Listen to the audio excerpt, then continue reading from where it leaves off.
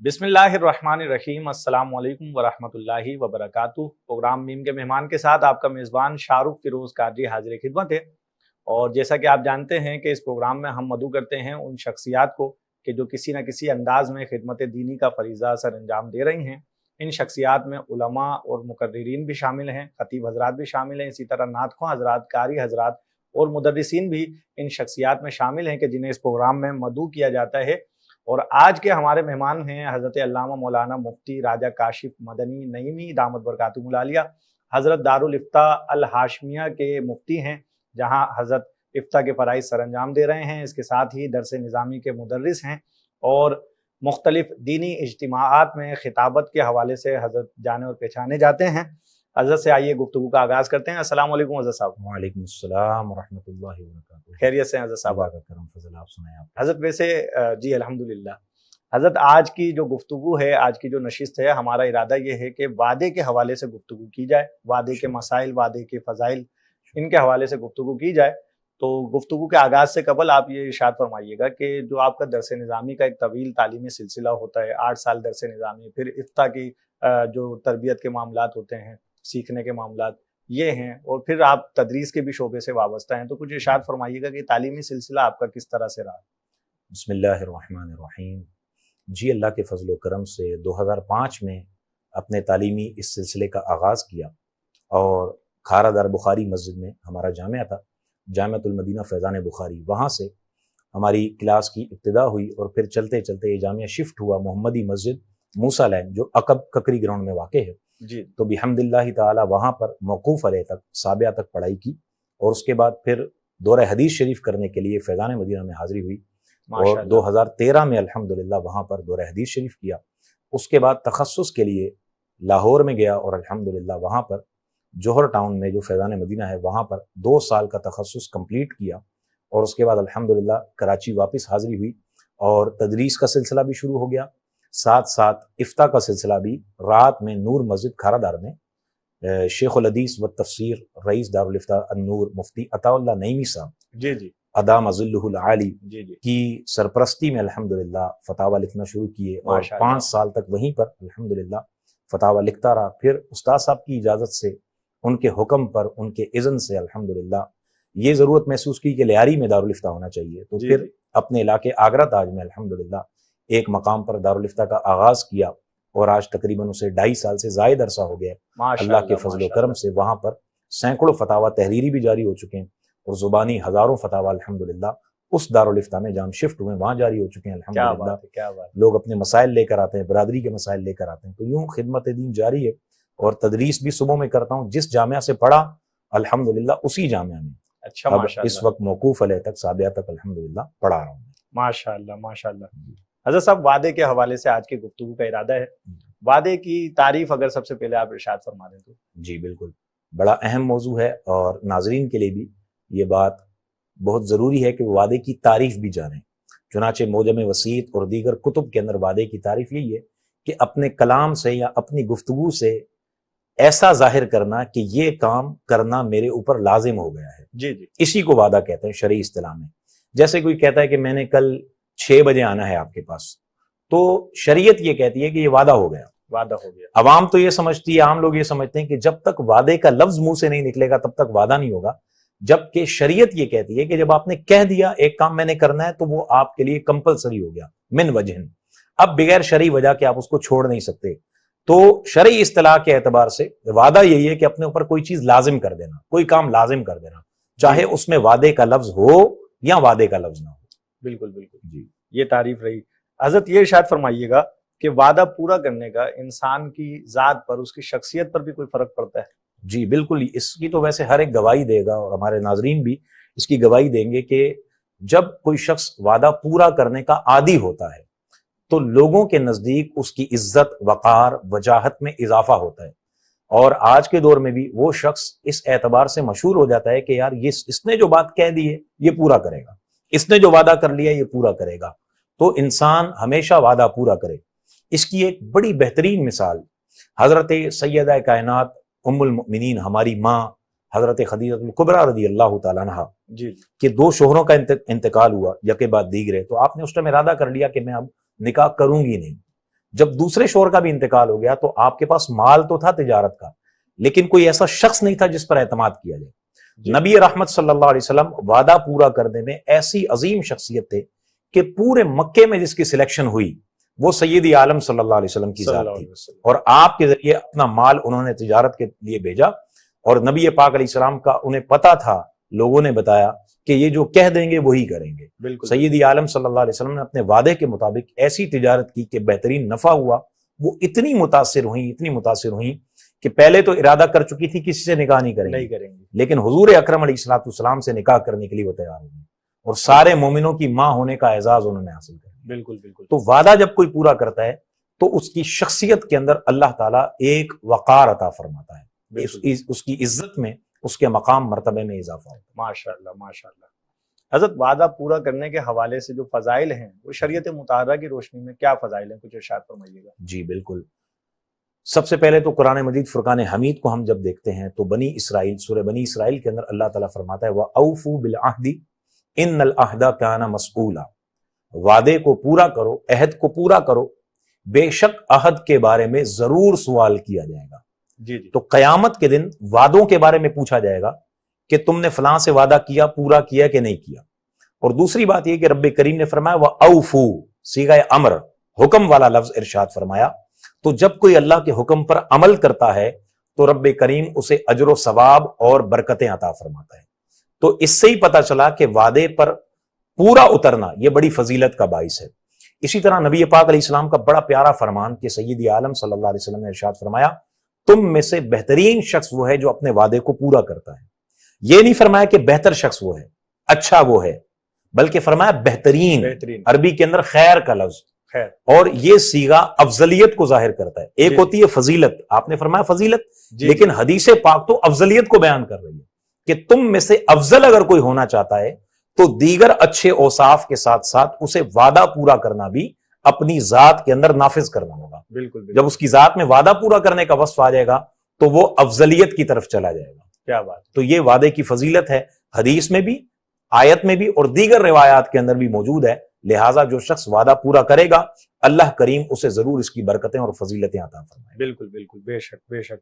حضرت وعدہ پورا کرنے کے حوالے سے حضور نبی کریم صلی اللہ تعالیٰ علیہ وآلہ وسلم کا کوئی واقعہ اگر آپ ارشاد فرما دیں تو واقعہ ظاہر ہے کہ طویل ہوگا، یہاں ہمیں ایک وقفے کی طرف جانا ہے ناظرین کرام۔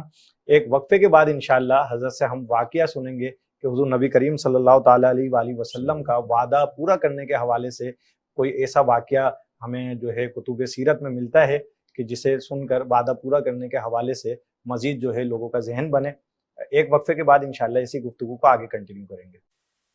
پنج وقت اذان و درود و دعا، درس قرآن و ذکر رسول و خدا، اہل بیت و صحابہ کا بھی تذکرہ، دین حق کا سکھانا، سلامت رہے دین حق کا سکھانا، سلامت رہے میم کا ایسا جذبہ، سلامت رہے میم کا ایسا جذبہ، سلامت رہے۔ دیکھتے رہیے آپ کا اپنا میم ٹی وی۔ ویلکم بیک ناظرین کرام، پروگرام میم کے مہمان جاری ہے اور آج ہمارے مہمان ہیں حضرت علامہ مولانا مفتی راجہ کاشف مدنی نعیمی دامت برکاتہم العالیہ۔ حضرت سے گفتگو جاری ہے وعدے کے حوالے سے، اور وقفے سے قبل ہم نے حضرت سے عرض کی کہ سیرت مبارکہ میں حضور نبی کریم صلی اللہ تعالیٰ علیہ وآلہ وسلم کی مبارک سیرت میں وعدہ پورا کرنے کے حوالے سے اگر کوئی واقعہ ملتا ہو تو حضرت ارشاد فرمائیں۔ حضرت اگر کوئی واقعہ اس حوالے سے آپ ارشاد۔ نبی رحمت صلی اللہ علیہ وسلم کی سیرت مبارکہ کے اندر تو کثیر واقعات ہیں وعدہ پورا کرنے کے۔ ایک بڑی پیاری حدیث مسلم شریف کے اندر موجود ہے کہ غزوہ بدر جب ہوا تو تمام ناظرین بھی جانتے ہیں کہ یہ کس قدر معرکۃ الآرا غزوہ تھا کہ کفار کی تعداد ہم سے 3 گنا زیادہ تھی۔ مسلمان 313 تھے اور کفار 1000 تھے. 1000 تھے. اور اس جنگ کے اندر ابو جہل، عتبہ، شیبہ، بڑے بڑے جو کفار بدبخت تھے یہ مارے گئے، اور نبی رحمت صلی اللہ علیہ وسلم نے ایک دن پہلے ہی ان کے مرنے کی جگہ کا تعین کر دیا تھا، اور جہاں میرے آقا نے فرمایا وہیں پر ہر کافر مرا، نہ 1 انچ آگے نہ 1 انچ پیچھے. اب حضرت حسین رضی اللہ عنہ، حضرت حذیفہ رضی اللہ عنہ، یہ 2 صحابی کہیں سے آ رہے تھے نبی پاک علیہ السلام کی بارگاہ کی طرف، تو کفار نے ان کو پکڑ لیا، اور پکڑنے کے بعد ان سے پوچھا کہ آپ کہاں جا رہے ہیں؟ تو انہوں نے کہا کہ ہم رسول اللہ صلی اللہ علیہ وسلم کی بارگاہ میں جا رہے ہیں. اب دونوں صحابی رسول ہیں. انہوں نے پکڑ لیا، اور پکڑنے کے بعد یہ کہا کہ ہم ایک شرط پر آپ کو چھوڑیں گے کہ آپ یہ وعدہ کریں کہ آپ جنگ میں مسلمانوں کا ساتھ نہیں دیں گے. اب یہ بات تھی تو بڑی دشوار، لیکن دونوں صحابہ کرام علیہم رضوان نے کہہ دیا کہ ہم مدد نہیں کریں گے، اور یہ سوچا ہوگا کہ بارگاہ مصطفیٰ میں یہ مسئلہ پیش کر دیں گے، جو حضور علیہ السلام اس کے بارے میں حکم فرمائیں گے اس پہ عمل کر لیں گے. جی بالکل. اب دونوں نے یہ کہا تو انہوں نے چھوڑ دیا. چھوڑنے کے بعد جب وہ نبی پاک علیہ السلام کی بارگاہ میں آئے تو آپ دیکھیں اس قدر کرٹیکل سچویشن ہے کہ آزمائش ہے، کفار 3 گنا زیادہ ہیں، اور معرکۃ العارا جنگ ہے. نبی رحمت صلی اللہ علیہ وسلم کی بارگاہ میں جب پورا قصہ انہوں نے بیان کیا اور عرض کیا کہ یا رسول اللہ صلی اللہ علیہ وسلم ہم تو یہ کہہ چکے ہیں کہ ہم جنگ میں شرکت نہیں کریں گے، اب آپ جو حکم فرمائیں. سیدی عالم صلی اللہ علیہ وسلم نے اس قدر آزمائش، بظاہر اس قدر صحابہ کی قلت کے باوجود فرمایا کہ جب تم نے یہ وعدہ کر دیا ہے تو اس وعدے کو اب پورا کرو، اللہ، اور ہم جنگ میں تمہیں شریک نہیں کریں گے. اللہ نے اس کی برکتیں کیسی عطا فرمائیں. پہلے بھی وعدہ کیا ہوا تھا، رب کریم نے مدد کا 5000 فرشتے رب کریم جل وعلا نے مسلمانوں کی مدد کے لیے بھیجے. صحابہ کرام فرماتے ہیں ہماری تلوار بعد میں اٹھتی تھی، گردن پہلے کٹ جاتی تھی. کیا بات ہے، کیا بات. اور بعد میں بتایا گیا کہ وہ 5000 فرشتے اللہ نے نشان زدہ بھیجے تھے، جن پر نشانیاں بھی لگی ہوئی تھی. انہوں نے مسلمانوں کی، صحابہ کرام کی، نبی پاک علیہ السلام کی مدد کی. اللہ نے فتح بھی عطا فرمائی. لیکن ہم سب کے لیے اس میں ایک بہترین درس یہ ہے، سبق یہ ہے کہ جب بھی اپنا وعدہ کریں تو اس وعدے کو ضرور پورا کریں. نبی پاک علیہ السلام کی ذات ہمیں یہی بتا رہی ہے. بالکل بالکل، ماشاءاللہ. حضرت وعدہ پورا کرنے کے حوالے سے اور وعدے کے حوالے سے گفتگو ہوئی. یہ ارشاد فرمائیے گا کہ شریعت مطہرہ میں وعدہ خلافی کی کیا تعریف ہے؟ جی یہ بڑی اہم بات ہے. ہمارے یہاں ہوتا یہ ہے کہ مثال کے طور پر کسی نے مجھے کہا کہ میں کل آپ کو 10,000 روپے دے دوں گا. اب وہ نہیں دے سکا، XYZ اس کی جو بھی آزمائش ہے، پریشانی ہے، جو بھی اس کی وجہ ہے، ہم اس کو دیکھتے نہیں ہیں، ڈائریکٹ یہ کہہ دیتے ہیں کہ جناب اس نے وعدہ خلافی کی ہے، یہ ناجائز کام کیا ہے، حرام کام کیا ہے. بعض اوقات اگر کوئی معظم دینی ہم سے وعدہ کرنے کے بعد بظاہر اس چیز کو پورا نہ کر سکے، کوئی عالم ہو، کوئی نعت خواں ہو، تو ہم اس پر ڈائریکٹ یہ فتویٰ دے دیتے ہیں کہ اس نے وعدہ خلافی کی ہے. اس کی وجہ یہ ہوتی ہے کہ ہمیں علم نہیں ہوتا کہ وعدہ خلافی کسے کہتے ہیں. شریعت یہ کہتی ہے کہ جب کوئی وعدہ ہم کسی سے کر رہے ہیں اس وقت ہمارے دل میں اگر سچی نیت ہے کہ ہم یہ کام کریں گے تو یہ وعدہ سچا ہو گیا. اب اس کے بعد شریعت اسلامیہ یہ کہتی ہے کہ اگر کوئی شرعی عذر نہیں ہے، کوئی مجبوری نہیں ہے، تو آپ اپنا وعدہ پورا کریں گے. یہ تو آپ پر لازم ہے، جیسا کہ میں نے قبل آیت سنائی وَأَوْفُوا بِالْعَهْدِ، اپنے وعدوں کو پورا کرو، کیونکہ وعدے کے بارے میں سوال ہوگا. لیکن اگر کوئی شرعی عذر آ جاتا ہے اور اس کی وجہ سے وہ اپنا وہ وعدہ پورا نہیں کر پاتا تو شریعت کی نظر میں یہ وعدہ خلافی نہیں کہلائے گی. اس لیے کہ اسلام ہر شخص کو اسپیس دیتا ہے، ریلیف دیتا ہے. تو ایسا نہیں ہے کہ اس کی جتنی بھی سخت مجبوری ہو جائے وہ کام پورا کرے گا ہی کرے گا. وہ کیسے کرے گا؟ اگر اس نے 6 بجے آنے کا کہہ دیا ہے، اس کی گاڑی پنچر ہو گئی ہے، اس کی والدہ بیمار ہو گئی ہے، ٹریفک میں پھنس گیا ہے، اس کا اچانک بچہ گرا، ایکسیڈنٹ ہو گیا، یا اس کو چوٹ لگ گئی، وہ ہاسپٹل لے کر چلا گیا، تو وہ کیسے آئے گا؟ تو ہمیں دوسرے کی رعایت کرنی چاہیے. مسلمان کے بارے میں نبی پاک علیہ السلام نے حکم دیا کہ مسلمانوں سے حسن ظن رکھو، اچھا گمان رکھو. تو پہلے اس سے کنفرم کر لیا جائے کہ یار آپ نے یہ کہا تھا، یہ کیوں نہیں کیا. اب اگر بغیر شرعی وجہ کے اس نے نہیں کیا تو وعدہ خلافی ہے. پھر وعدہ، اور اگر شرعی وجہ تھی تو اس کے بعد ایک اور نقطہ میں ضرور عرض کروں گا کہ اگر واقعی میں میرے ساتھ کوئی مجبوری ہو گئی ہے، میں نے کہا ہے فلاں بندے کو فلاں وقت پر آنے کا، لیکن میں نہیں پہنچ سکا ہوں، اور پاسبل ہے کہ میں اسے میسج ڈیلیور کر سکوں، اسے پیغام دے سکوں، تو اسے کم سے کم پیغام دے دیا جائے کہ میری یہ مجبوری ہو گئی، میں نہیں آ سکتا. ایسا نہ ہو کہ میں پہنچ تو نہیں پا رہا لیکن اطلاع بھی نہیں دے رہا، تو اب میری پکڑ ہوگی. وعدہ خلافی تو نہیں ہوئی لیکن مسلمان کی دل آزاری، مسلمان کو تکلیف دینا پایا گیا. کیونکہ میں کال کر کے اسے بتا سکتا تھا کہ میں لیٹ ہوں آپ میرا انتظار نہ کیجیے گا. اطلاع کر سکتے. میں نے اطلاع نہ دی, وہ بیچارہ کھڑا رہا اور کہتے ہیں الانتظار اشد من الموت, انتظار تو موت سے بھی سخت ہے, انتظار کرنا بڑا بھاری ہوتا ہے. تو لہٰذا ہمیں چاہیے کہ ہم مسلمان سے حسن ظن رکھیں اور وعدہ خلافی کی اس تعریف کو بھی ذہن کے اندر رکھیں. ٹھیک حضرت یہ بھی ارشاد فرمائیے گا کہ وعدہ خلافی اگر کسی صورت میں ہو چکی, وعدہ خلافی ہو گئی, تو اب شریعت مطہرہ کیا حکم لگاتی ہے؟ جی, یہ جو میں نے تعریفیں بتائیں اور وعدہ خلافی کی ڈیفینیشن بتائی, اب اس کے مطابق اگر کسی نے وعدہ خلافی کر دی تو واقعی میں وہ بڑا گناہ گار ہے اور اس کی پکڑ ہے. نبی رحمت علیہ الصلوۃ والسلام نے حدیث مبارک کے اندر فرمایا آیت المنافقی ثلاث, منافق کی نشانیاں 3 ہیں. فرمایا اذا حدث کذب, جب بولے گا تو جھوٹ بولے گا.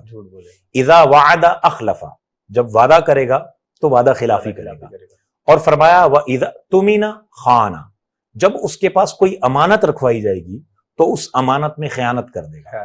اب چاہے وہ امانت کوئی گفتگو ہو, کوئی مال ہو, کوئی چیز ہو, خیانت کر دے گا. لیکن یہ بھی یاد رکھیں کہ ایسا نہیں کہ اگر کوئی وعدہ خلافی کرتا ہے تو ہم اس کو منافق کہہ دیں. آج کل یہ بھی علم کی کمی کی وجہ سے ہم نے کوئی چیز پڑھ لی کہ یہ منافق کی نشانی ہے تو ہم کہہ دیتے ہیں یہ منافق ہو گیا. نہیں, نبی رحمت صلی اللہ علیہ وسلم نے اس کو نشانی فرمایا, یہ نہیں فرمایا کہ وہ پکا منافق ہے. اگر یہ فرما دیتے سرکار علیہ الصلوۃ والسلام تو ایک جدا بات تھی.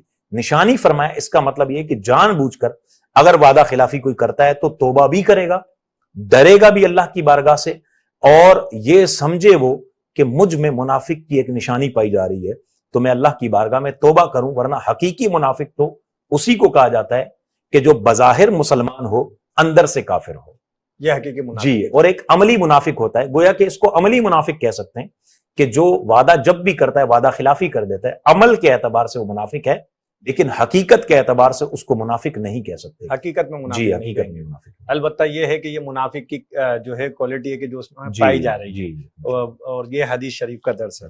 ناظرین محترم, جیسا کہ آپ جانتے ہیں کہ میم ٹی وی کی نشریات میم ٹی وی کے یوٹیوب چینل, فیس بک پیج اور meme.tv.org پر دیکھی جا سکتی ہیں.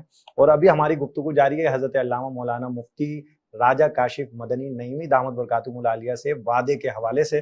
وہ بڑی خوبصورت گفتگو حضرت فرما رہے ہیں.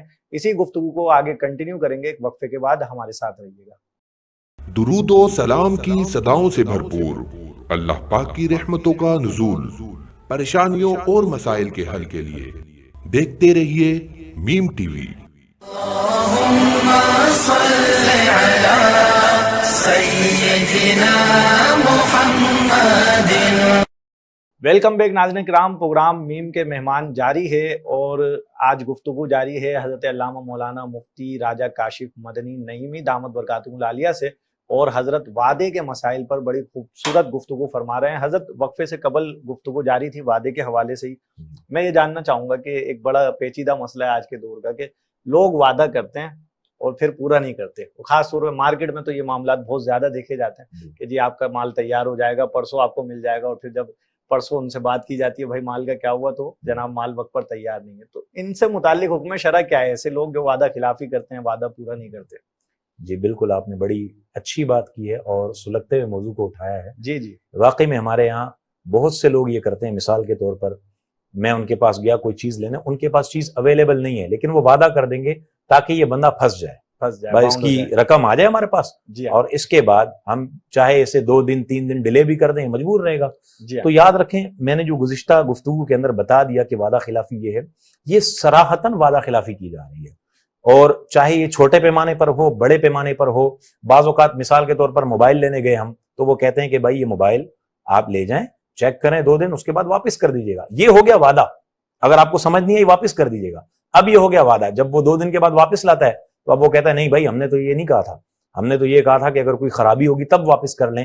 تو اس طرح کی گفتگو, اس طرح سے کسی کو گھیرنا یا اپنے نفع کو حاصل کرنے کے لیے جھوٹ کا سہارا لے لینا یا وعدہ خلافی کا سہارا لے لینا, اس سے مسلمانوں کو ڈرنا چاہیے. آج مسلمانوں کے کاروبار میں جو برکت نہیں ہے, مال میں جو برکت نہیں ہے, اتنا کما رہے ہیں, لیکن آپ کسی بھی کاروباری کے پاس جائیں گے تو 50% سے اوپر آپ کو یہی کہتے ہوئے نظر آئیں گے کہ پوری نہیں پڑتی. ایک تنخواہ دار 20,000 والا بندہ بھی وہی کہہ رہا ہے, اور ایک مہینے میں 3 لاکھ 4 لاکھ کمانے والا بھی یہی کہہ رہا ہے. تو اس کا مطلب یہ ہے کہ جو زیادہ کما رہا ہے اس کی کہیں نہ کہیں خرابی ہے. ورنہ اللہ تعالیٰ اس کو جب اتنا دے رہا ہے تو اس کو پورا کیوں نہیں پڑ رہا؟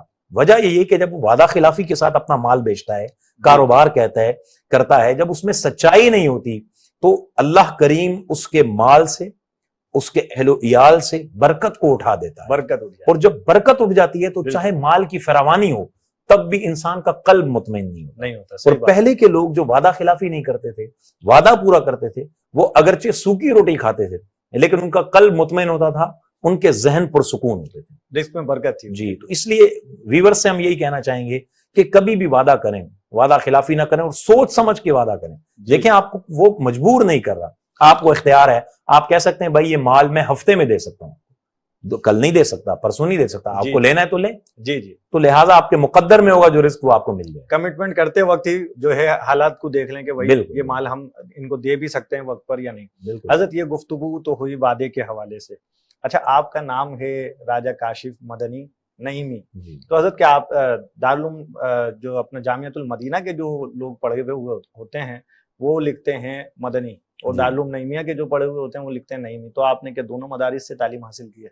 نہیں، اس کی یہ وجہ نہیں ہے، اصل میں اس کی وجہ یہ ہے کہ جو دعوت اسلامی کی جامعہ سے دورہ حدیث کرتا ہے جی وہ تو مدنی کا ٹائٹل مدنی لکھتے ہیں امیر علیہ سنت کی طرف سے، کیونکہ ہم الحمدللہ بیعت بھی انہی سے ہیں۔ اچھا، ماشاءاللہ۔ اور نعیمی اس اعتبار سے کہ جو سند افتاء یعنی مفتی کی سند جو ہمیں استاد محترم مفتی عطا اللہ نعیمی صاحب نے عطا فرمائی۔ جی جی۔ اچھا، بعض لوگ یہ سمجھتے ہیں کہ ان استاد صاحب کی وجہ سے نعیمی ہے، نہیں، بلکہ اعلیٰ حضرت امام اہل سنت کے خلفاء میں سے ایک بڑے بہترین خلیفہ ہیں، بہت علمی شخصیت ہیں، صدر الفاضل نعیم الدین مراد آبادی۔ آپ نے بھی ماشاءاللہ آلات کے خلفاء پر کافی سلسلے کیے اسی چینل پر، تو انہی میں سے ایک خلیفہ صدر الفاضل نعیم الدین مراد آبادی رحمت اللہ تعالی علیہ بھی ہیں، جو بہت بڑے اللہ کے ولی تھے۔ اور ایک میں مختصر آپ کو عرض کرتا ہوں ان کی کرامت، کہ ان کی روزانہ کی کرامت ان کے ایک مرید بیان کرتے ہیں کہ روزانہ آپ کے پاس آپ کے مریدین محبین آتے اور آپ ایک مخصوص دیگچی کے اندر چائے بنواتے، اور وہ چائے 50 افراد ہوں، 60 افراد ہوں، 70 افراد ہوں یا 30 افراد ہوں، سب کو پوری ہو جاتی تھی، کیا بات، کم نہیں ہوتی تھی۔ کیا بات ہے، اللہ کریم اس میں برکت عطا فرما دیتا تھا۔ بالکل۔ تو صدر الفاضل رحمت اللہ تعالی علیہ سے ہماری سند فقہ چلی، وہاں سے عرب کے علماء، اور یوں چلتے چلتے علامہ طحطاوی تک، وہاں سے نبی پاک صلی اللہ علیہ وسلم تو جو فقہ کی سند جو ہے وہ اوپر تک گئی۔ تو اس اعتبار سے صدر الفاضل کی نسبت سے، چونکہ وہ نعیم الدین ہے تو ان کی نسبت سے ہم نعیمی ہو گئے۔ نعیمی ہے، تو یوں الحمدللہ ہمارے اساتذہ کی جو سند ہے وہ چلتے چلتے ان تک جاتی ہے۔ اعلیٰ حضرت امام اہل سنت نے صدر الشریعہ کو ایک دفعہ فرمایا کہ صدر الشریعہ امجد علی اعظمی کے بارے میں فرمایا مذہباً مشرباً موطناً، یعنی مذہب کے اعتبار سے دیکھیں تو امام اعظم کی نسبت سے اعظم سے اعظمی، صحیح، اور جو ہے وہ طریقت کے اعتبار سے دیکھیں تو غوث اعظم کی نسبت سے اعظمی، کیا بات ہے، اور اگر وطن کے اعتبار سے دیکھیں موطنن تو اعظم گڑھ کے آپ رہنے والے تھے، اس کی اعتبار سے اعظمی۔ تو یہ نسبتوں کی ایک بڑی برکت ہوتی ہے، تو الحمدللہ اس نسبت سے ہم نعیمی ہیں۔ ماشاءاللہ ماشاءاللہ۔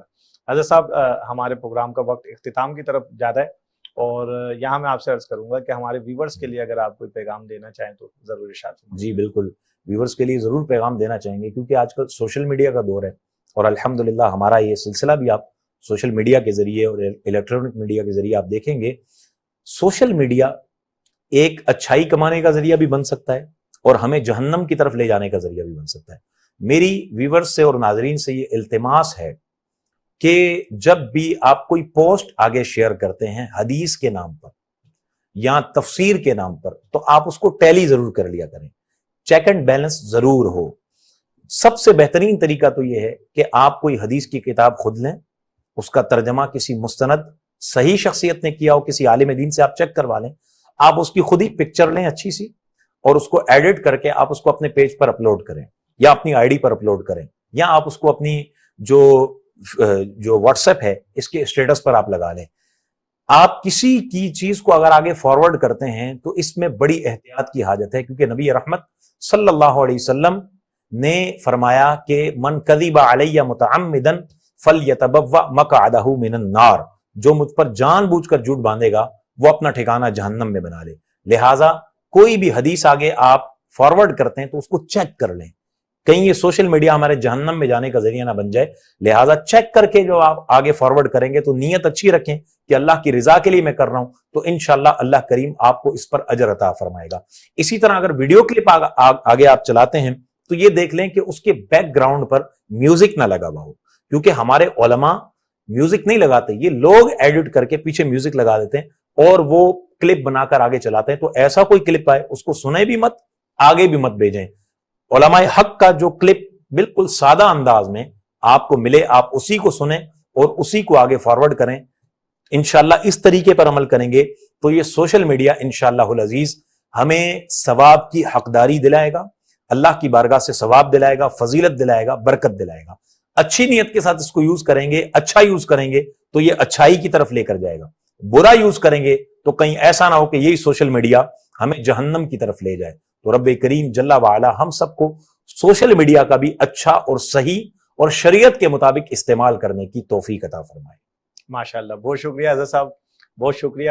اور محترم ناظرین کرام، آج ہمارے ساتھ موجود تھے حضرت علامہ مولانا مفتی راجہ کاشف مدنی دامت برکاتہم العالیہ، اور وعدے کے حوالے سے حضرت نے سیر حاصل گفتگو فرمائی آج کے پروگرام میں. انشاءاللہ ایک اور شخصیت کے ساتھ اگلے پروگرام میں پھر حاضر ہوں گے. اپنے میزبان محمد شاہ رخ فیروز قادری کو دیجیے اجازت. السلام علیکم ورحمۃ اللہ وبرکاتہ.